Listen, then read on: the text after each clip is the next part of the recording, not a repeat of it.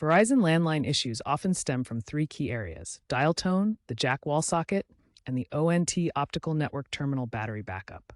No dial tone usually indicates a wiring fault, service disruption, or ONT problem. First, check the basics. Ensure your phone is securely plugged in and try with multiple phones to rule out a faulty device.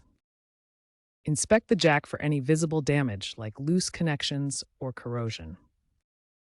You can test continuity using a multimeter. Aim for a resistance of less than 1 ohm. If the issue persists, focus on your ONT, especially if you have Verizon Fios.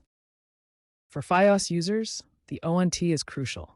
It converts fiber signals and has a battery backup for power outages, typically lasting 8 to 12 hours with recent firmware updates like version 2.4.1.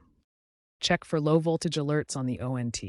Power cycle the ONT by unplugging it for 30 seconds.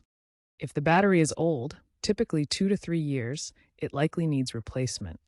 Verizon's app has self-diagnostic tools to reset the ONT remotely. For jack issues, clean with a cotton swab and isopropyl alcohol. If problems persist, contact Verizon support, avoiding DIY repairs on the ONT internals, which can void warranties.